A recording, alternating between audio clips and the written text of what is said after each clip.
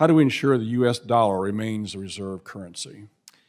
Well, Mr. Lukemeyer, it's terrific to see you again, and I'd give you a couple of thoughts on that important question.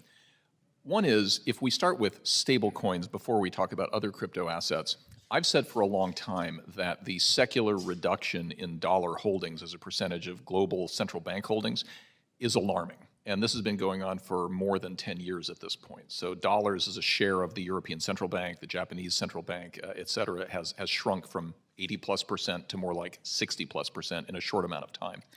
What that tells me is that in the future, with the rise of China and other major economies, the US dollar can't take its primacy for granted, and we need to start thinking about competing on utility, on features, not just based on a post-World War II monetary system that we could take for granted for the last 2 generations. And that's one of the reasons that I've been such a supporter of internet-enabled dollars, which allow us to compete on features, not only on history. I think that's really critically important. The second thing I would tell you is, as we enter year 11 or 12 of a highly inflationary environment, after all, we've been printing enormous numbers of new dollars since the financial crisis, there will come a time, gradually then suddenly, when the attractiveness of the dollar relative to other currencies could change. One of the benefits of the crypto economy is that it creates some counter incentives on the part of the Fed to do that kind of policy, because people will flee to other kinds of assets.